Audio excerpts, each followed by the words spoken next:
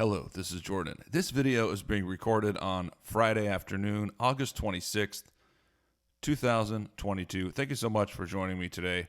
And in this video, I am going to do a quick wrap-up of the week. This is a video I intend to do at the end of every week, just a small wrap-up of the week.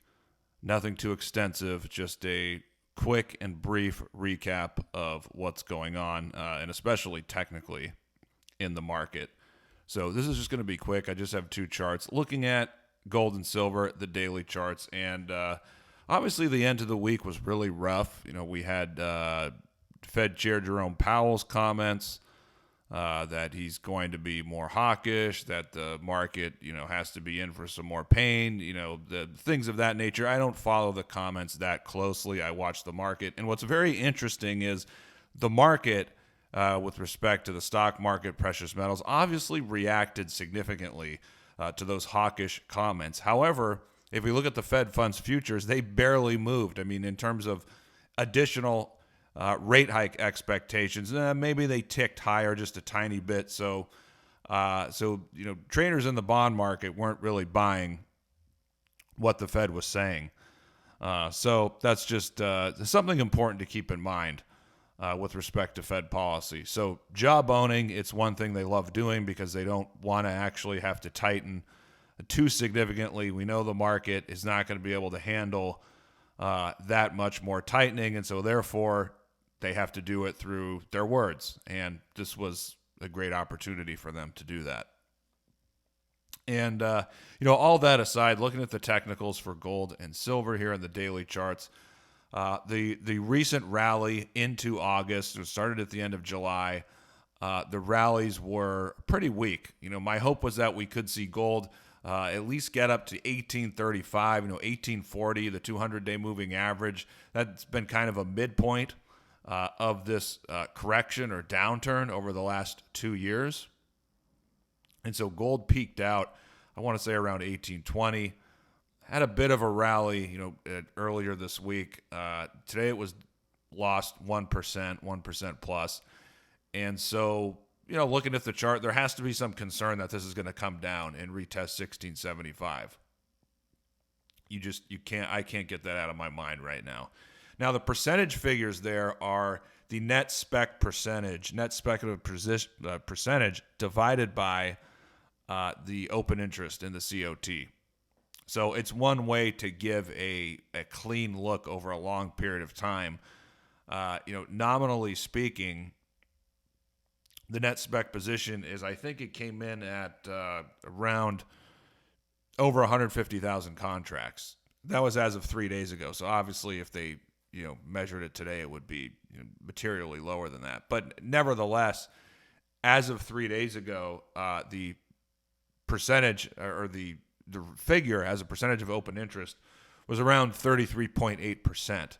At the recent low, it was 21%, 41% back in early 2021 after the first leg down the correction. Now, if you look at 2018 and even 2019, you look at 2019 before that great move, before the Fed cut, I do have that info in another chart, but it was pretty low. I want to say it was in the low teens.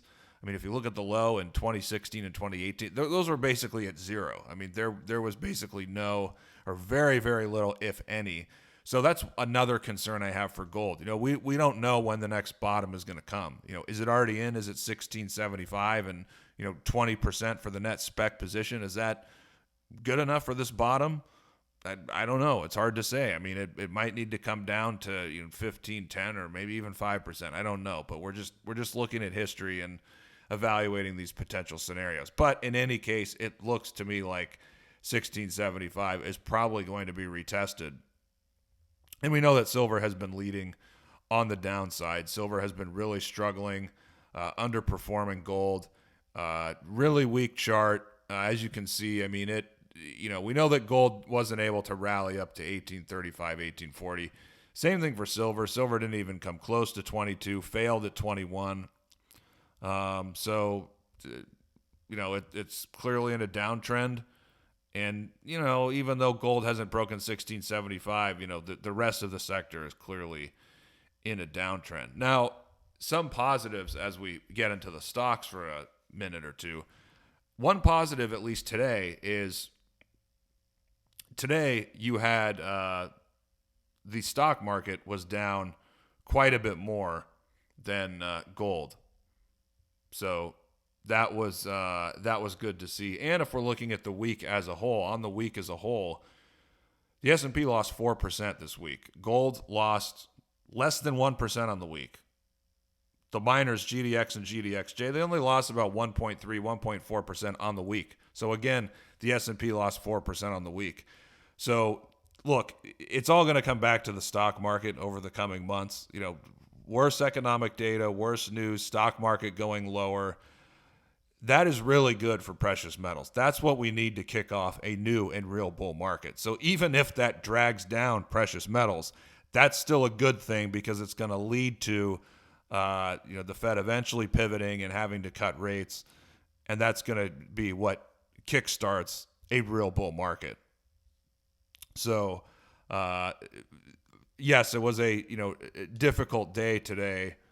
Doesn't look good technically, but the fact that the stock market performed much worse this week than precious metals, that's a good sign, all in all. Okay, now looking at the daily charts here, there's definitely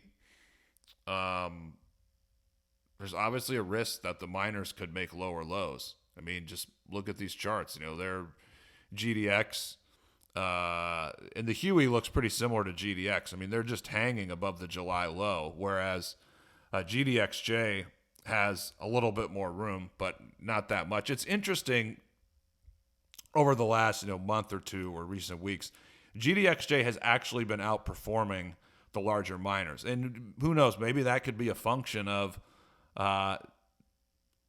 just there's been a lot of selling in the juniors already, and a lot of the big money or the money that panics towards the end, that's going to be more generalist money, and it's going to be more likely to sell the larger companies than the small juniors, which I don't want to say they're already sold out, but you get my point. They could not perform as poorly as the larger miners. But, this rally in July and up into August, you can see the 50-day moving averages there. It failed at that. Failed at those moving averages. If we're looking at, key pivot points, support and resistance levels, around 29 for GDX, the rally barely got to 28. GDXJ, I mean, I remember my target for the rally was 37, and I think it petered out at 35. Now it's basically at 31. So these charts do not look good. That's my short-term analysis. I know, master of the obvious here, but that's where we're at. The short-term outlook technically is not good. And if we see some more selling in the next couple weeks, then we'll have to, look at oversold indicators, sentiment indicators, all of those things. But I'll just leave you with the fact that, again, today, gold performed much better than the S&P. Love to see that. And over the last week, again, S&P lost 4%. Gold lost less than 1%. The miners lost only a little bit more than 1%. So that's a good sign. I mean, if we see that going forward over the next month or a couple months, that's going to be a really good sign for our sector. It all comes back to the stock market. Thanks for tuning in. Let me know what you think, and I'll see you guys in the next video.